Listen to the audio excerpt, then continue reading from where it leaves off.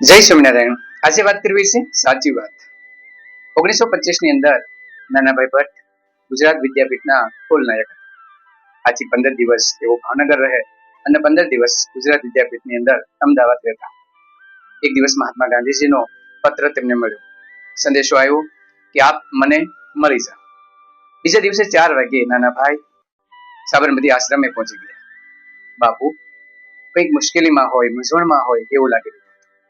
નાનાભાઈએ બાપુને મળીને કીધું, બોલો બાપુ, મને શા માટે બોલાવ્યો છે?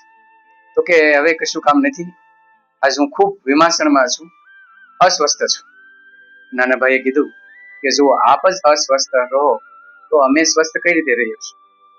એ વાતથી ગાંધીજીને ટેકો મળ્યો અને નાનાભાઈને કહ્યું, તો સાંભળો, મેં એક દીકરીને ખોલે બેસાડી છે. નાનકડી એવી દીકરી છે.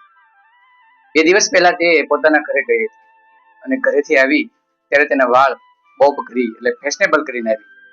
કોઈ સંસ્થા અને આશ્રમનો નિયમ છે કે કોઈ ફેશન ચાલે નહીં. આથી મને ખૂબ દુઃખ થયું. મેં એક ભાઈને બોલાવી અને દીકરીના વાળ કપાઈ નાખ્યા.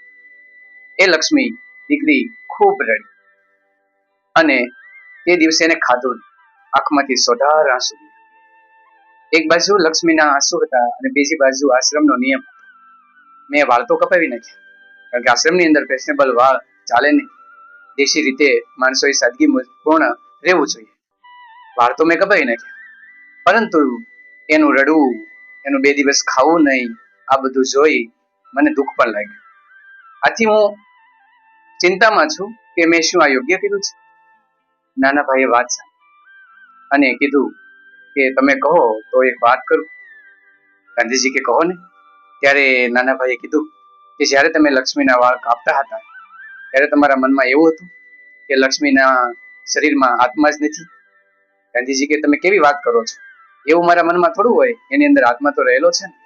ત્યારે નાનાભાઈએ કીધું, એ જ લક્ષ્મી જો 17-18 વર્ષની મોટી હોત અને તમે એના વાળ કાપ્યા હોત તો શું તમારા હાથમાં રહી હોત? એ દોડીને ભાગી ન ગઈ હોત? ગાંધીજી કે વાત સાચી. જો એ મોટી હોત તો અમારા હાથમાં ન રહે અને ભાગી જાય. શું એ નાની હતી એટલે તમે પકડીને વાળ કાપી નાખ્યા? શું એ આત્મા નાનો છે અને આપણા શરીરમાં રહેલો આત્મા મોટો છે? ભલે એ આત્મા એનોમાં રહ્યો, શારીરિક બળ રીતે તેના શરીરનું બળ ઓછું છે, પરંતુ એનો આત્મા તો તમારામાં છે અને મારામાં છે. એવો જ આત્મા એ લક્ષ્મીની અંદર છે. તમે વાળ કાપ્યા એ યોગ્ય ન કર્યું, કારણ કે એના શરીરમાં રહેલો આત્મા આપણી જેવો જ છે. દુઃખ તો એને જરૂર થાય. ગાંધીજી કીધું કે વાત તમારી બરાબર સાચી છે. મારી આ નાનકડી ભૂલ પડી ગઈ. નાનકડી નહીં પણ ખૂબ મોટી ભૂલ. મેં લક્ષ્મીને સમજાવી શક્યો હોત. નાની હતી, એના આશ્રમના નિયમો કદાચ હજી બરાબર મનમાં ઉતરા ન પણ હોય. એ આત્માને મેં જરૂર દુઃખ લગાડ્યું. નાનાભાઈની વાતથી ગાંધીજીમાં રહેલી મુશ્કેલી એ દૂર થઈ અને લક્ષ્મી પાસે જઈ ગાંધીજીએ તેની માફી માંગી અને તેને પ્રેમથી સાચવી. અને ધીરે ધીરે ગાંધીજી અને તેમનું દુઃખ હળવું થઈ ગયું. આમ નાનાભાઈએ ગાંધીજીને પણ સાચી વાત કરી દીધી.